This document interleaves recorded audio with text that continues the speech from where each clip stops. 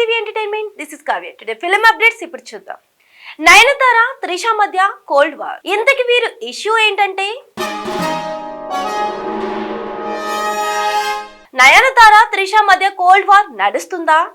ఈ రేస్ లో నయన్ కంటే త్రిష్ని ఓ అడుగు ముందున్నారా? లేడీ సూపర్ స్టార్ పెడుతున్న కండిషన్స్ త్రిషకు వరంగా మారుతున్నాయా? అసలు త్రిష పాజిటివ్స్ ఏంటి? నయన్ చేస్తున్న తప్పులేంటి? ఇంతకీ త్రిష నయనతార మధ్య ఇష్యూ ఏంటి? 40 దాటాక త్రిషకు మహార్దశ మొదలైంది. కోవిడ్ ముందు వరకు ఈమెకు అవకాశాలు లేవు. కెరీర్ కథం అనుకున్నారంతా. నయనతార త్రిష మధ్య కోల్డ్ వార్ నడుస్తుందా? ఈ రేస్ లో నయన్ కంటే త్రిష్ని ఓ అడుగు ముందున్నారా? లేడీ సూపర్ స్టార్ పెడుతున్న కండిషన్స్ త్రిషకు వరంగా మారుతున్నాయా?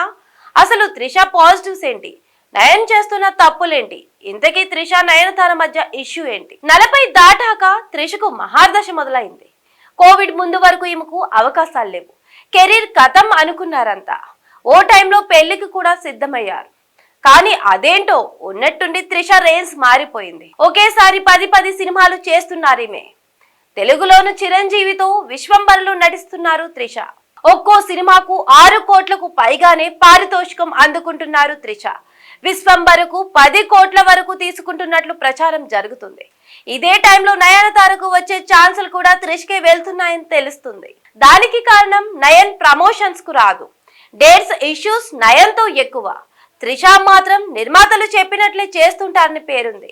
అదే ఈమెకు కలిసి వస్తుంది. జవాన్ తర్వాత సౌత్ సినిమాలపై పెద్దగా ఫోకస్ చేయట్లేదు నయనతార. పైగా రెమ్యూనరేషన్ విషయంలో అందనంత ఎత్తులో ఉన్నారు. త్రిష ఈ స్థాయిలో బిజీ అవ్వడానికి నయన్ కూడా ఓ కారణమే. లేడీ ఓరియంటెడ్ వైపే నయన్ చూపులుంటాయి. కానీ త్రిష రెండూ కవర్ చేస్తున్నారు. పైగా పారితోషికం కాస్త తక్కువే. మొత్తానికి నయనతార మైనస్లే త్రిషకు ప్లస్ అవుతున్నాయి. For more latest videos please subscribe to okay TV entertainment. Thanks for watching.